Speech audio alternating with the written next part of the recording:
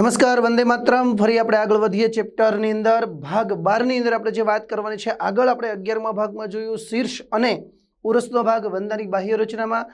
હવે આપણે આગળ શીર્ષ ઉરસ પછીનો ત્રીજો ભાગ એટલે કે ઉદર વિશે વાત કરવાના છીએ। જોઈએ 12મા ભાગની અંદર તો ઉદર છે એ 10 ખંડોનો બનેલો હોય છે। એમાં ખાસ કરીને નર હોય કે માદા હોય, બરાબર યાદ રાખશું। એમાં 7મું જે ઉપરી કવચ છે એ 8 અને 9મા ખંડને ઢાકે છે। મિત્રો યાદ રાખશું 10 આવા ખંડો છે એ 1 2 3 4 5 6 7 8 9 10 બરાબર। એમાં ચોથું, પાંચમું, છઠ્ઠું, સાતમું, આ સાતમું છે ને એ 8 અને 9 ને ઢાકે, આ રીતનું, બરાબર યાદ રાખશું। એટલે જુઓ સાતમું, આ સાતમું થઈ ગયું, બરાબર। તો 6 7 8 9 ઢંકાયેલા છે, બરાબર। અને ત્યાર પછી આ 10મું। તો બાહ્ય દેખાવમાં પૂછે તમને કે બાહ્ય દેખાવમાં કેટલા છે, તો બાહ્ય દેખાવમાં 4 5 6 7 અને 8। તો અહીંયા 8 અને 9 ઢંકાઈ જાય છે સાતમાંથી। એટલે બાહ્ય દેખાવની જો વાત કરીએ તો બાહ્ય દેખાવમાં ઉપરથી તમે જુઓ તો તમને કવચ કેટલા દેખાશે બાહ્ય દેખાવમાં, તો કે 8 દેખાશે, બરાબર। બાકી વાસ્તવિક કેટલા છે 10, બરાબર યાદ રાખવાનું છે। ઓકે, આગળ વાત કરીએ તો પૃષ્ઠભાગે બીજું 10મું જે કવચ છે ઉપરી કવચ, એના મધ્યમાં ખાંચ હોય છે। આ 10મું છે એના મધ્યમાં ખાંચ જોવા મળે છે આ રીતના। અને એ જે મધ્યમાં ખાંચ છે તેના તરત જ હેઠળના ભાગે મળદ્વાર હોય છે, બરાબર। અને એ જે મળદ્વાર છે એ 10મા ઉપરી કવચના હેઠળના ભાગમાં, યાદ રાખશું 10મા ઉપરી કવચના મધ્ય ખાંચ છે તેના તરત જ હેઠળના ભાગમાં આવેલું હોય છે। પાર્શ્વ ભાગે પુચ્છશૂળ હોય છે। અહીંયા જો 10મા ઉપરી કવચના પાર્શ્વ ભાગની વાત કરીએ તો આ રીતના પુચ્છશૂળ હોય છે। આ જે પુચ્છશૂળ છે ખંડમય રચના છે અને એ સંવેદી અંગ છે। તો કેવી સંવેદી અંગ છે? ધ્વનિગ્રાહી છે। અને એ જે ખંડમયની વાત કરી તો એમાં કેટલા ખંડો હોય છે? 15 ખંડો ધરાવે છે। તો પાર્શ્વ ભાગે સાઈડ ઉપર 10મા ઉપરી કવચના પાર્શ્વ ભાગે પુચ્છશૂળ આવેલા હોય છે, ધ્વનિગ્રાહી છે અને 15 ખંડ ધરાવે છે। જોઈએ આગળ તો સામાન્ય રીતે અહીંયા આપણે જો વક્ષ ભાગની વાત કરીએ તો પૃષ્ઠભાગે નર માદામાં સરખું હોય છે, પણ વક્ષ ભાગે નરમાં અને માદાની અંદર અલગ અલગ રચના આવેલી હોય છે। જોઈએ તો નરની અંદર જોવામાં આવે તો શું અને માદાની અંદર જોવામાં આવે તો શું? તો પહેલા આપણે નરમાં વાત કરીએ તો જનન કોથળી છે એ પૃષ્ઠ બાજુના 9 10 ઉપરી કવચ અને વક્ષ બાજુના 9મા અધો કવચ દ્વારા ઢંકાયેલ હોય છે। નરની અંદર જનન કોથળી હોય એ, બરાબર યાદ રાખશું, પૃષ્ઠના 9મા 10મા ઉપરી કવચ અને વક્ષ બાજુના 9મા, બરાબર, એટલે કે જે અધો કવચ છે એના દ્વારા ઢંકાયેલો છે નરની અંદર વાત કરીએ તો, બરાબર। જ્યારે માદાની અંદર વાત કરીએ તો 8મું 9મું ભેગું મળીને માદા જનન કોથળી બનાવે છે, બરાબર। તો અહીંયા જનન કોથળી બને છે, ત્યાંય જનન કોથળી બને છે, પણ નર જનન કોથળી છે એ અલગ રીતે બને છે। અહીંયા 8મું 9મું ભેગું મળીને માદા જનન કોથળી બનાવે છે। ત્યાર પછી 9મા ખંડમાં નર જનન છિદ્ર હોય છે, જ્યારે માદાની અંદર 8મા ખંડના અગ્રભાગે માદા જનન છિદ્ર હોય છે અને શુક્ર સંગ્રાશય સાથે જોડાયેલું છે। એટલે શુક્ર સંગ્રાશયનું પણ છિદ્ર હોય, બરાબર યાદ રાખશું। શુક્ર સંગ્રાશય છે માદાની અંદર હોય છે, એટલા માટે શુક્ર સંગ્રાશયનું છિદ્ર માદામાં, જ્યારે આપણે પ્રજનન તંત્રનો અભ્યાસ કરશું ને ત્યારે આપણે સમજીશું। ઓકે, ત્યાર પછી પાર્શ્વ ભાગે ખંડવિહીન પુચ્છશૂળ। આ એક વાસ્તવિકતા નરની ઓળખની અથવા તો નર લિંગ ભેદ માટેની અગત્યની રચના છે, બરાબર। પાર્શ્વ ભાગે ખાસ કરીને નરની અંદર આ 9મા ખંડના પાર્શ્વ ભાગે ખરું, પણ 9મા ખંડના પાર્શ્વ ભાગે પુચ્છશૂળ આવેલા હોય છે, બરાબર, જે સામાન્ય રીતે એક નર જાતીય લક્ષણ દર્શાવે છે। તો આ આપણે વાત કરી નરની અંદર અને માદાની અંદર વક્ષ ભાગે ઉદર કેવું દેખાય છે તે। બીજું માદાની અંદર 7મું અધો કવચ 9 તલાકારનું 8મા 9મા, જો ઉપરી કવચ તો અધો કવચ છે, ઉપરી કવચ એ પણ 8મા 9મા ખંડને, અને માદાની અંદર 7મું અધો કવચ છે એ પણ 8મા 9મા ખંડને ઢાકે છે। એટલે માદામાં ઉપરી બાજુ એટલે પૃષ્ઠ બાજુથી ખંડ જોવામાં આવે તો પણ 8, વક્ષ બાજુથી જોવામાં આવે તો પણ 8 દેખાય છે। એટલે માદાનું ઉદર છે ને એક કદમાં નાનું હોય છે, એટલે માદાનું કદ વંદામાં નર કરતા માદાનું કદ નાનું હોય છે અને નરનું કદ મોટું હોય છે, તમે જોઈ શકો છો। હવે આપણે આગળ વાત કરીએ ત્યાર પછીનું તંત્ર છે પાચન તંત્ર। હવે પાચન તંત્રની વાત કરીએ તો સંપૂર્ણ પાચન ધરાવે છે અને એ આકૃતિ પરથી આપણે સરળતાથી સમજી શકાશે, બરાબર। તો અહીંયા આપણે જો પહેલી વાત કરીએ તો વંદાનું પાચન તંત્ર કેવું છે તો એની આપણે સંપૂર્ણ છે, અગ્રભાગે મુખ અને મુખાંગો હોય છે, જે આપણે આગળ વાત કરી ગયા। મુખ ગુહાના તલભાગે અધોજીહવા છે, આપણે આગળ વાત કરી ગયા। અધોજીહવાના તલભાગે એક લાળ ગ્રંથિ ખુલે છે, બરાબર। લાળ ગ્રંથિ છે એ તલભાગે બે બાજુથી એક એટલે કે એક જોડ હોય છે, એમાં દરેક લાળ ગ્રંથિ છે ને એમાં 2 સ્ત્રાવી ખંડો અને એક લાળ સંગ્રહાશય હોય છે, બરાબર। ત્યાર પછી એ મુખ ગુહાના પાછળના ભાગમાં ટૂંકી કંઠનળી ખુલે છે અને ત્યાર પછી જો આગળ વાત કરીએ તો અહીંયા આપણે આકૃતિ જોઈએ તો અહીંયા જો કંઠનળી છે ટૂંકી, બરાબર। આપણે વાત કરીએ ને મુખ ગુહાની પાછળ ટૂંકી કંઠનળી, એ પહેલાની વાત આપણે થઈ ગઈ। હવે ટૂંકી કંઠનળી છે ત્યાર પછી જે આગળ જાય ટૂંકી કંઠનળી, બરાબર, એ આગળ જતા ક્યાં ખુલે છે તે અન્નનળીમાં ખુલે। અન્નનળી આગળ જાય એટલે વિસ્તરણ પામેલો ભાગ બનાવે છે અને એ વિસ્તરણ પામેલો જે ભાગ બનાવે છે તેને શું કહેવામાં આવે છે? અન્નસંગ્રહાશય, જેવા આપણે આગળ વાત કરીએ તો અહીંયા કંઠનળી પછીની જે આપણે આગળ વાત કરવાની છે તો પાચન તંત્રની શરૂઆતની અંદરની જે વાત કરીએ ત્યાર પછીનું જે પાચન તંત્ર છે એ 3 ભાગમાં વહેંચાય। આ પહેલો ભાગ છે અગ્રાંત્ર બને, વચ્ચેનો ભાગ છે મધ્યાંત્ર બને અને પછીનો ભાગ છે પશ્વાંત્ર બને। તો અગ્રાંત્ર, મધ્યાંત્ર અને પશ્વાંત્ર એ આપણે સમજવાનું છે, ઓકે।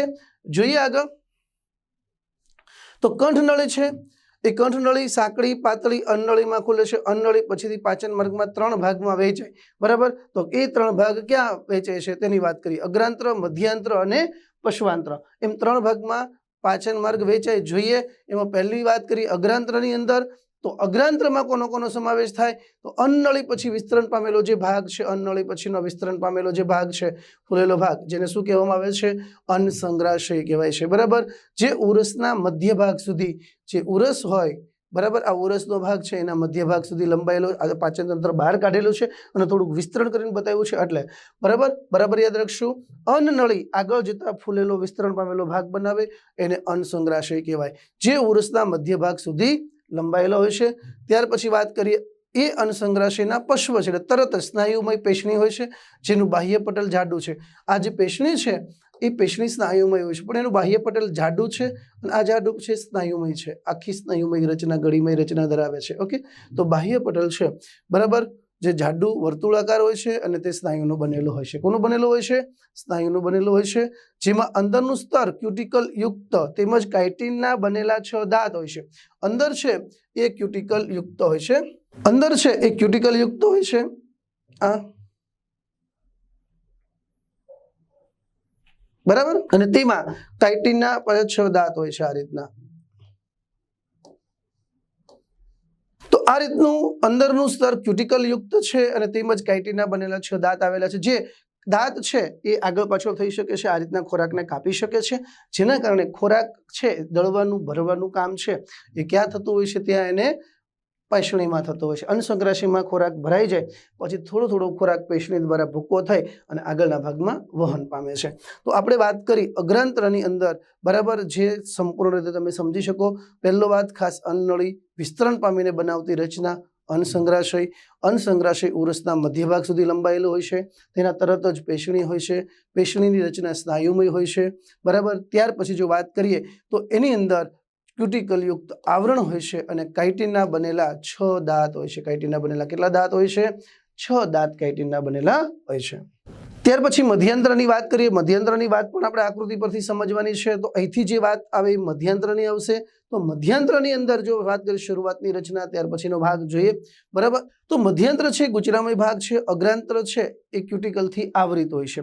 જો અહીંયા જો વાત કરીએ તો મધ્યાંત્રના શરૂઆતમાં આ જે ભાગ છે, બરાબર, એ અગ્રાંત્ર એ ક્યુટિકલથી આવરિત હોય છે અને શરૂઆતમાં 6 થી 8 નલિકામય અધ્યાંત્ર હોય છે, બરાબર, જેને પાચક અધ્યાંત્રો કહેવાય। આપણે યકૃત સાથે સરખાવી શકાય, જેને જઠ્ઠર કે યકૃત સાથે સરખાવી શકાય છે કારણ એ પાચક રસનો સ્ત્રાવ કરે છે, ઓકે।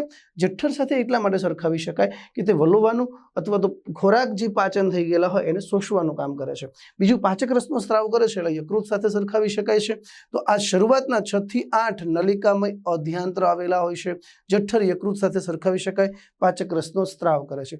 ત્યાર પછી આપણે વાત કરીએ એના પશ્વ શેષાંત્રના જોડાણ સ્થાને એના પશ્વ છેડે શેષાંત્રના જોડાણ સ્થાને, બરાબર, એ ખૂબ જ પાતળી તાતણા જેવી રચનાઓ આવેલી હોય છે। મધ્યાંત્રનો પશ્વ છેડો, બરાબર, તે માલ્પેઘિયન નલિકાઓ આવેલી હોય છે અને એ જે માલ્પેઘિયન નલિકાઓ છે ઉત્સર્જન સાથે સંકળાયેલી છે, આપણે આગળ વાત કરી ગયા, અને એ પણ ગ્રંથિમય અને પક્ષમલ કોષોથી આવૃત હોય છે, બરાબર।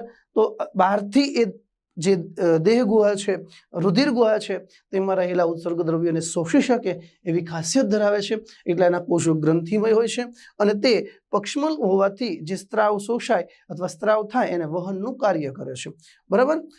ખાસ કરીને જેની સંખ્યા 100 થી 150 જેટલી હોય છે, આછા પીળા રંગની હોય છે, એની ખાસિયત છે। ત્યાર પછી વાત કરીએ તો એ શું કામ કરે છે, તો આપણે વાત કરીએ ને દેહ ગુહામાંથી, તો દેહ ગુહામાં હિમોલિફ જે હોય છે, જેનું રુધિર છે, તો રુધિરમાંથી નાઇટ્રોજન યુક્ત ઉત્સર્ગ દ્રવ્યો છે એનું શોષણ કરી અને એને બાયકાર્બોનેટ સ્વરૂપે, પોટેશિયમ બાયકાર્બોનેટ ખાસ કરીને, બરાબર, એની મદદથી એને પાચન માર્ગમાં ઠાલવે છે।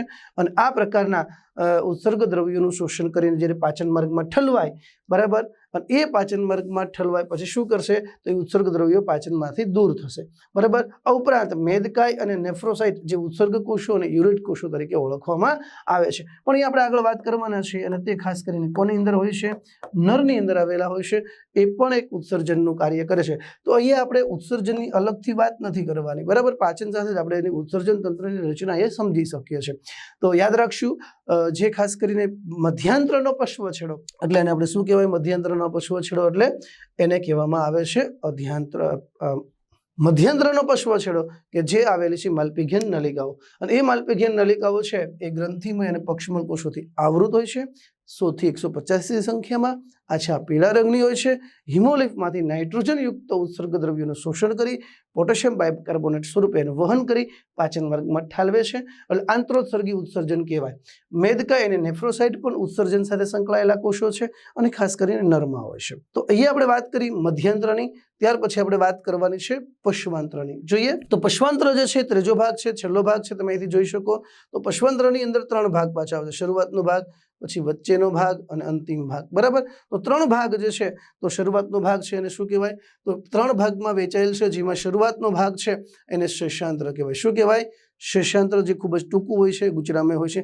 ત્યાર પછીના ભાગને કોલોન કહેવાય, એટલે કે મોટું આંતરડું અથવા આંતરડું કહેવાય, અને તે પાચન માર્ગનું સૌથી મોટો ભાગ બને છે, બરાબર। શેષાંત્ર શરૂઆતનું, બરાબર, પશ્વાંત્રમાં શરૂઆતનું શેષાંત્ર, ત્યાર પછીનો ભાગ છે કોલોન, અને ત્યાર પછીનો ભાગ આવશે મળાશય। તો એ આપણે વાત કરીએ પશ્વાંત્ર શરૂઆતમાં જે છે, એ પશ્વાંત્રનો જે ભાગ છે એમાં શરૂઆતમાં ક્યુટિકલના પ્રવર્ધો હોય છે, જેમ કે અહીં આપણે વાત કરીએ પશ્વાંત્રના શરૂઆતમાં શેષાંત્ર, તો શેષાંત્રમાં આ રીતના ક્યુટિકલના પ્રવર્ધ હોય છે। આ જે ક્યુટિકલના પ્રવર્ધ હોય છે શું કરે, તો ખોરાક જે પાચન થયેલો હોય છે ને એ પુટિકામાં આવે, એ પુટિકાઓ અહીંથી પસાર થાય ત્યારે આ પ્રવર્ધને કારણે એ પુટિકાઓ તૂટી જાય, અને તૂટી જાય એટલે એમાં જે પાચન થયેલા પોષક દ્રવ્ય હોય છે એનું શોષણ થઈ જાય છે, બરાબર। તો ક્યુટિકલ યુક્ત પ્રવર્ધ હોય છે જે પાચિત ખોરાકની બનેલી જે પુટિકાને તોડવામાં કામ કરે છે, અને એ પુટિકાઓ તૂટી જાય, પરિણામે એ ખોરાક છે ત્યાંથી અભિશોષણ થાય। કોલોન પછીનો જે ફૂલેલો ભાગ છે, કોથળીમય ભાગ, એને મળાશય કહેવાય છે। મળાશય સૌથી છેલ્લો ભાગ છે, અને મળાશયની અંદરની દિવાલ પણ ગળીમય હોય, જે પણ શોષણ પ્રક્રિયામાં મહત્વની ભૂમિકા ભજવે છે। ત્યાર પછી આપણે વાત કરવાની છે વંદાનું ચેતાતંત્ર, બરાબર। તો પાચન તંત્રના 3 ભાગ પછી ચેતાતંત્રની વાત કરીએ, ચેતાતંત્ર પણ અગત્યનું છે। ચેતાતંત્રમાં જેમ આપણે અળસિયામાં વાત કરી ગયા હતા, એવી જ રીતનું ચેતાકંદો, ચેતારજ્જુ અને ચેતાઓનું બનેલું હોય છે, બરાબર। જે સંવેદી રચના છે, સંવેદી અંગોનું બનેલું હોય છે, અને એ વક્ષ ભાગે હોય છે। નુપુરક સમુદાય અળસિયું એ પણ ખાસ કરીને વક્ષ ભાગે, આમ તો અમેરુદંડી જે બધા છે, અપૃષ્ઠવંશીઓ છે, એ બધામાં ચેતાતંત્ર વક્ષ બાજુ, અને પૃષ્ઠવંશી કે મેરુદંડી હોય તો પૃષ્ઠ બાજુએ હોય છે, બરાબર। તો વક્ષ ભાગે હોય છે। અન્નનળી એની ઉપરની બાજુએ 3 ચેતાકંદો વિલીની થઈ અને અન્નાલીય, પહેલી બાજુ જે વાત કરીએ તો કંઠનાલીય શબ્દ હતો, ને અહીંયા શું આવશે, અન્નાલીય। ત્યાર પછી આપણે વાત કરીએ અન્નનળીની નીચેની બાજુએ 3 ચેતાકંદો વિલીનીકરણ થાય અને અધો અન્નાલીય, અહીંયા ઉપરી અન્નાલીય આવશે, તો અહીંયા શું આવશે, અધો અન્નાલીય ચેતાકંદો, અને એની ફરતે એક રચના બને, એને કહેવાય પરિઅન્નાલીય યોજી, અને બધું ભેગું મળીને બનાવે તો એને કહેવાય ચેતાકડી, બરાબર। તો એ આખી રચના જે છે એ ચેતાકડી તરીકે ઓળખાય। આપણે આગળ જે વાત કરી હતી એ જ રીતનું તમે કહી શકો, ઉપરની બાજુએ 3 ચેતાકંદો, નીચેની બાજુએ 3 ચેતાકંદો, અન્નનળીની ઉપર છે તો ઉપરી અન્નાલીય, નીચે અધો અન્નાલીય, એને જોડે છે પરિઅન્નાલીય યોજી, અને આખી રચના બની એને ચેતાકડી કહેવાય। અને એ ચેતાકડી સામાન્ય એ વંદાની અંદર કોના તરીકેનું કામ કરે છે, મગજ તરીકે, કારણ કે શીર્ષનું ચેતાકરણ કરે છે, શીર્ષના મુખ્ય ભાગોનું ચેતાકરણ કરે છે, એટલા માટે એને મગજ તરીકે તમે અહીંયા લઈ શકો છો, ઓકે। શીર્ષના ભાગોમાં ચેતાતંત્રનો થોડોક જ ભાગ હોય છે, તેથી ચેતાતંત્રનું શીર્ષ કાપી નાખીએ ને તો પણ વંદો 1 અઠવાડિયા સુધી જીવી શકે, કારણ કે એનું ચેતાકરણ એના શરીરના ઉરસ અને ઉદરના ભાગમાં વધુ વિશેષ હોય છે, એટલા માટે શીર્ષ કપાઈ જાય તો પણ વંદો જીવે છે। એનું કારણ કે શીર્ષના ભાગમાં ચેતાતંત્રનો થોડો જ ભાગ હોય છે, એટલા માટે તે થોડા સમય સુધી, એક અઠવાડિયા સુધી જીવી શકે છે સરળતાથી. હવે વાત કરીએ તો ચેતાતંત્ર છે એમાં ઉરસ અને ઉદર એની અંદર ચેતાકંદો હોય તો 9 ચેતાકંદો હોય છે, 9 ખંડીય ચેતાકંદો હોય છે, જે ક્યાં આવેલા હોય છે? ઉરસ પ્લસ ઉદરમાં. જોઈએ ઉરસ ઉદરમાં કેવી રીતના છે. તો ઉરસમાં જે છે 3 અને એ કેવા હોય છે? મોટા. ઉદરમાં કેવા હોય છે? 6 અને કેવા હોય છે? નાના હોય છે. તો કુલ 9 ખંડીય ચેતાકંદો છે એ શીર્ષ સિવાયના ભાગમાં હોય છે. ઓકે. ઉદરીય જે છેલ્લો, ઉદરમાં છેલ્લો છે એ ખૂબ જ મોટો હોય છે સામાન્ય રીતે, અને તે પ્રજનન અંગોનું શું કરે છે? ચેતાકરણ. ખાસ યાદ રાખશું. ઓકે. બીજું, ચેતારજ્જુ બેવડું નક્કર સીડી જેવું સામાન્ય એક આવરણથી આવરિત હોય છે, એને આપણે શું કહેવાય? આગળ કહી ગયા છીએ, એને અધ્યાવરણ કહેવાય. શું કહેવાય? અધ્યાવરણથી આવરિત હોય છે. બધી ચેતાઓ મિશ્ર પ્રકારની, આગળ આપણે વાત કરી હતી, સંવેદી ચાલક પ્રકારની હોય છે. બધી જ ચેતાઓ મિશ્ર પ્રકારની છે, એટલે કે સંવેદી અને ચાલક, જેને સમયોજક ચેતાઓ કહેવાય છે. શું કહેવાય? સમયોજક ચેતા તરીકે ઓળખવામાં આવે છે. અને આવી જે ચેતાઓ છે એ સામાન્ય રીતે અળસિયામાં એટલે કે નુપુરકમાં પણ જોવા મળે છે. તો અહીંયા આપણે આ ભાગની અંદર જે વાત કરી તો બાહ્ય રચનામાં ઉદર સમજ્યા, અને ત્યાર પછી મહત્વની રચના પાચનતંત્ર, અને ત્યાર પછી આપણે ભણ્યા ચેતાતંત્ર. બરાબર. તો અહીંયા આપણે જે ભાગની વાત કરી એ ભાગમાં અપેક્ષા રાખું છું સૌ કોઈને મજા આવી હશે. આપ સૌ કોઈનો દિલથી હાર્દિક આભાર. Thank you very much. જય હિન્દ. વંદે માતરમ.